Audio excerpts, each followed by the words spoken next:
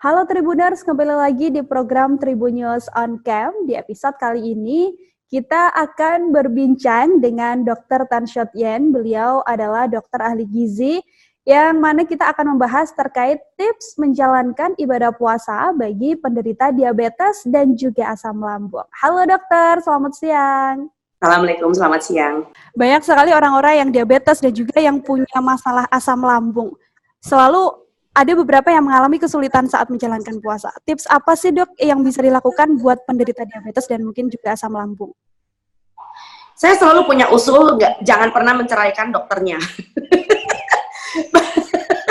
Banyak orang nih ya mentang-mentang puasa, lalu kemudian pas kebenaran nih lagi COVID, nggak boleh ke dokter, nggak boleh ke klinik, nggak boleh ke rumah sakit. Dah dokter gitu kan ya. Lalu kemudian dia mulai rajin buka-buka YouTube, mulai rajin buka-buka Google, Fakultas Kedokteran Internasional kan. Salah besar. Udah begitu kenapa? Di depan itu semuanya ada orang jualan, Mbak. Jualan apa? Jamu sapu jagat. Kan Indonesia lagi musim jamu. Ya, orang di luar negeri cari vaksin, orang di sini kerjanya bikin jamu. Habis nggak ngerti caranya bikin vaksin teh gimana, betul nggak? Aduh sedih deh. Akhirnya apa? Yang ajaib-ajaib yang sapu jagat itu juga mereka pada jualan online. Nah, ujung-ujungnya kita lalu dihasut. Daripada minum obat dokter tuh obat kimia, ngomongnya obat dokter, obat kimia lagi. Mendingan pakai jamu aja, lebih alami, lalala segala macam. Terus ada lagi yang mengatakan, oh orang kalau diabetes obatnya tuh sebetulnya Rasul sudah mengatakan makan kurma banyak-banyak ini. Astagfirullahaladzim, sampai saya bilang begini, nggak benar juga begitu kan? Ya kita kan diajarkan untuk mempunyai terang budi kan, akal budi. So akal budi kita di abad 20-21 ini adalah mengajarkan bagaimana kita bicara dengan orang yang punya kompetensi. Kalau nggak mau dibilang pakar kayaknya ketinggian lah ya. Orang yang punya kompetensi ngajarin pasien siapa? Ya tentu orang yang udah sekolah di bidangnya, gitu loh. Nah yang saya takutkan kerap kali adalah pasien-pasien kita ini nggak mau online-an sama dokter, ya kan? Pikirnya nggak resep kalau ke dokter, nggak tatap muka, langsung dipegang sama dokter gitu, dipegang-pegang, diperiksa gitu loh. Kalau online kayaknya kok nggak afdol. Ya salah. Sebab dengan online pun Anda mempunyai banyak sekali keuntungan karena Anda banyak sekali dapat bimbing. Jadi nomor 1 jangan ceraikan dokternya. Ya, dan yang nomor 2, nah ini Anda harus punya kebiasaan ngecek. Ngecek apa? Kan kita punya tuh alat ngecek gula darah, alat ngecek tensi sendiri di rumah. Ya, sebab dengan demikian minimal kalau Anda mau aneh-aneh nih, mau jumpalitan, mau pentalitan celimpungan, Anda mikir, aduh, gue tadi waktu mau buka aja gulanya udah 200. Aduh, sekarang gue makan kayak begini. Nanti kalau gue 350 gimana? Mati aku. Gitu loh, Mbak. Ya, jadi kalau kita udah buka kan boleh tuh ngecek gula darah puasa, minimal minum air dulu. Itu anggap-anggap gula darah puasa kan, gitu loh ya. Cek deh gula darahmu udah berapa. Kalau gula darahnya aja udah lebih dari angka batas, aduh, itu nakutin banget. Ya, apalagi kalau nanti pas lagi abis maghrib makan malamnya kabita kan, semua gorengan di atas meja makan kan. Yes, gitu kan. Udah orangnya diabetes, nah saya cuma ngomong cuma satu, tahu diri nggak ada. Jadi jangan sampai di tengah pandemi kayak begini, udah penyakit infeksinya banyak, lalu kemudian penyakit yang tidak menular pun menjadi merajalela. Yang saya takutkan ke depannya kita pasca pandemi ini adalah itu tadi Mbak, penyakit-penyakit penyerta. Ya jadi kan kita udah dikasih tahu tuh sama pemerintah, sama semua orang di muka bumi yang tahu bahwa orang yang meninggal itu karena COVID itu bukan karena COVID-nya aja loh Mbak. Dia meninggal karena komplikasi. Komplikasi kenapa? Pertama, umurnya baru 40 udah diabetes, udah hipertensi, udah punya jantung. Jadi itu adalah yang disebut dengan komorbid, artinya penyakit yang menyertai, yang membuat kita punya infeksi apapun, ujung-ujungnya fatal. Gitu loh Mbak. Tapi kalau saat sahur atau buka puasa, ada nggak sih dok makanan atau minuman yang dianjurkan untuk dikonsumsi terlebih dahulu untuk penderita diabetes atau asam lambung gitu? Nah, pada prinsipnya cuma satu ya, gini, sebetulnya mengenai pengaturan makanan, itu kadangkala tiap orang belum tentu sama. Seperti misalnya nih, diabetes itu sendiri dibagi 2. Ada yang disebut dengan diabetes yang sifatnya insulin dependent, artinya tergantung dengan insulin, itu diabetes tipe 1. Artinya dari lahir itu memang udah bawaan dia itu diabetes. Ada yang kedua, itu yang diabetes karena lifestyle, itu diabetes tipe 2. Nah, biasanya di Indonesia yang paling banyak 80% lebih itu adalah yang tipe 2. yang gara-gara makannya ngaco, bukan karena keturunan. Ya, jadi yang diturunkan itu piring nasi mangkok engkongnya gitu ya, bukan karena genetik dia punya diabetes. Jadi kalau orang memang kayak begini, maka yang paling penting adalah bukan tentang ada nggak makanan ajaibnya, tetapi ya sekali lagi balik-balik, Anda paham nggak apa yang Anda makan? Ya seperti tadi misalnya, udah tahu diabetes, nggak makan sayur, kurang sayur, nggak makan buah gitu loh ya, malah nekat makan cari yang manis-manis, nasinya nasi putih, udah gitu dikasih nasi uduk, ayamnya digoreng, walau bisa Mbak. Ya, jadi barangkali buat yang udah kandung diabetes, Anda harus banyak bicara juga dengan ahli gizi yang merawat Anda, minimal dengan dokter spesialis atau dokter umum Anda yang sedang merawat gitu loh ya, tanya, dok kira-kira kalau saya gula darahnya sekian nih, ya insulin saya mesti dipakai, jadi gimana? Jadi ada penyesuaian kan gitu loh. Atau kalau misalnya saya biasa pakai obat anti diabetik oral ya, lalu kira-kira cara minumnya gimana ya dok? Sekali lagi, nggak boleh diceraikan dokternya. Ya, jadi nggak ada yang namanya makanan ajaib, Masya Allah, nggak ada makanan ajaib. Yang ada adalah sekali lagi, Anda harus cukup karbohidratnya, cukup sayur dan buah, dan cukup dengan lauk. Nah, lauk itu diusahakan memang yang tidak diproses terlalu berlebihan, seperti misalnya termasuk digoreng. Jadi bisa dipepes, bisa di sop, bisa di soto, di karangasem, di pesmol. Tidak benar sama sekali orang diabetes makanannya nggak enak, saya nggak setuju. Nggak bener banget orang diabetes harus makan rebusan, harus makan kukus ketim-timan. Gua aja yang Cina aja nggak doyan makanan di tim. Dok, tapi kalau penderita diabetes atau asam lambung, vitamin atau obat khusus yang mungkin diminum saat sahur atau buka puasa gitu, apakah ada? Nah, itu udah mulai tuh jualan. Jadi sebetulnya bahkan yang boro-boro penderita, orang yang tidak punya penyakit apapun, itu asal kamu makanannya bener tuh artinya betul-betul gitu ya, sesuai dengan anjuran pemerintah, isi piringku. Jadi separuh adalah sayur dan buah, separuhnya adalah karbohidrat dengan lauk, dan lauknya tidak digoreng. Saya rasa Anda nggak butuh vitamin gitu loh, karena seandainya butuh vitamin, tahu nggak yang disebut dengan angka kecukupan kebutuhan kita untuk misalnya vitamin C misalnya. Vitamin C itu kita nggak butuh banyak-banyak, nggak perlu sampai 1.500 apa gimana, enggak. Buat orang normal itu patokan buat perempuan paling banyak 75 mg.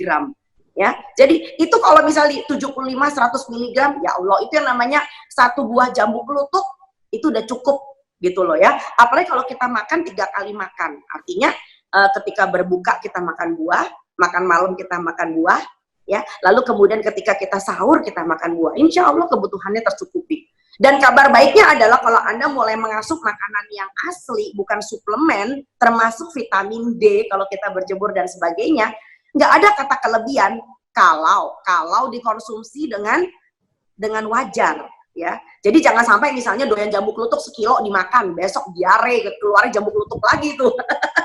Yang wajar itu kan ya kita bisa pakai akal sehat kali ya, makan pagi, makan siang, makan malam 1 porsi, insya Allah 3 porsi tercapai Mbak. Ya, jadi nggak ada istilah overdosis dengan makanan yang alami. Ya, tetapi begitu Anda udah mulai main dokter-dokteran, nah itu yang saya khawatir, main dokter-dokteran. Maka yang tidak alami itu dalam bentuk tablet, kaplet, dan kapsul, itu cenderung bisa menjadi overdosis. Atau malah nggak ada guna karena terlalu kurang. Dok, tapi yang juga cukup jadi pertanyaan terkait bagaimana konsumsi air minum saat sedang berpuasa, Dok. Kan ada beberapa liter yang harus dikonsumsi, itu bagaimana?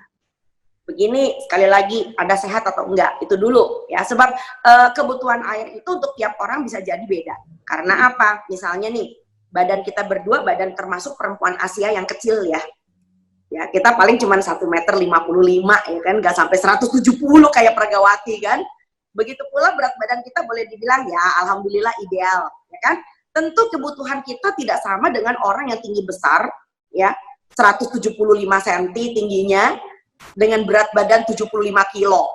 Tentu beda gitu loh ya. Jadi prinsipnya adalah minum sampai kencing tidak berwarna. Nah, tentu tidak mungkin ketika kita sedang puasa. Orang kalau sedang puasa pasti dehidrasi. Kalau Anda pipis jam segini pasti kuning ya. Tetapi kalau sudah berbuka sampai dengan nanti misalnya sholat tahajud, nah itu nggak boleh kuning lagi.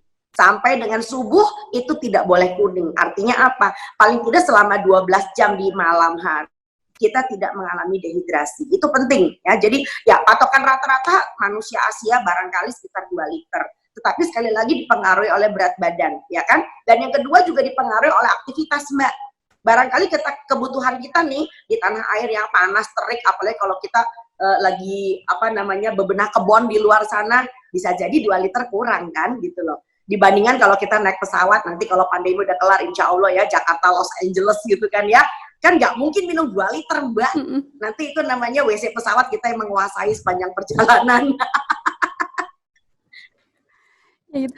Dok, yang terakhir ini adalah hal yang paling umum. Kalau misalkan hal yang simpel sekali kalau tips ketika menjalankan ibadah puasa biar kita terhindar dari tadi perut buncit, terus juga tidak mengalami masalah penyakit diabetes atau asam lambung seperti apa, Dok? Ya, nomor 1, puasalah dengan ikhlas. Ya, puasa itu bukan karena harus. Ya, memang harus sih, itu ajaran agama, tetapi harus itu karena ada orang yang satu rumah rese. Puasa lo, udah tuwek kagak puasa lagi lo gitu kan ya. Ntar masuk neraka lo, nggak punya pahala gitu loh. Jadi puasa karena desakan orang lain, itu biasanya nggak ikhlas. Tapi kalau orang puasanya ikhlas, maka dikatakan puasa itu bukan cuma sekedar puasa fisik, tapi juga puasa spiritual. Ya. Itu yang pertama, penting. Dan yang kedua adalah, kalau saja kita merencanakan nanti lebaran pengen pakai baju apa, mau beli kerudung baru apa, enggak. Bisa nggak kita mulai dari puasa? Besok saya mau sahur apa? Ya, ingat kan dulu zaman kita kecil kan, kalau besok mau ada acara di sekolah, mau ada hari Kartini, mau ada hari apa, dari malam udah tata-tata gitu kan. Ya kan, mau bajunya apa, sepatunya apa, kaos kakinya warna apa. Nah, bisa nggak sih 1 bulan ini ibadah besar ini, kalau menurut saya ini ibadah besar gitu ya, kita diberi waktu 30 hari, 30 malam, bayangin. Nusul Quran aja udah lewat kan gitu loh ya, jadi bisa nggak ini sisa setengah bulan kita lalui dengan betul-betul kita merawat badan kita sendiri. Jadi istilahnya kembali menjadi fitri, itu bukan cuma pikirannya tetapi juga jasadnya gitu loh, jasmaninya. Jadi itu adalah hal yang menurut saya klasik ya, tetapi itu hanya bisa dilakukan kalau kita sekali lagi kita punya rencana. Kebanyakan anak-anak milenial zaman sekarang, saya minta maaf ya ngomongin milenial karena geng saya baby boomer ya. Zaman milenial dan generasi Z sekarang ini ya, kebanyakan impulsif. Jadi mau makan apa, ya cari apa sekarang. Lagi pengen apa, kita telepon, delivery gitu loh ya. Padahal hidup kayak begitu zaman kami dulu masih kecil nggak ada. Gitu loh. Justru hidup yang berencana, hidup yang tertata, insya Allah bencananya hilang. Iya dokter, dan terima kasih telah meluangkan waktunya, dan itu tadi intinya adalah yang penting kita jaga diri, dan untuk penderita diabetes tetap jangan ceraikan dokternya gitu ya dok ya. Jangan ceraikan dokternya. Harus selalu dan bersahabat dengan alat pengecekan dan bersahabat dengan alat pengecekan. Insya Allah nanti jangan lupa makan buah, jangan lupa minum sup, jangan lupa bikin soto. Karena itu bikin perutnya jadi nggak kembung. Karena apa? Dibanguninnya pelan-pelan, nggak kaget. Iya. Ini jangan kalap, dan kalau langsung masuk semua pasti nanti kaget dan jatuhnya malahan nggak sehat gitu ya dok ya. Oke, terima kasih. Jangan makan kayak mau camping. Kalau makan mau camping itu kayak semua makanan keringan di bawah 1 botol 1 toples. Terima kasih dokter. Itu tadi. Sama-sama. Assalamualaikum. Iya. Waalaikumsalam. Itu tadi Tribuners pembahasan saya dengan Dokter Tan. Dan jika ada pertanyaan lain terkait hal tersebut, kalau misalkan mau ditanyakan bisa langsung ditulis saja Tribuners di kolom komentar, dan nanti kita bahas di episode selanjutnya. Sampai jumpa. Terima kasih sudah nonton. Jangan lupa like, subscribe, dan share ya.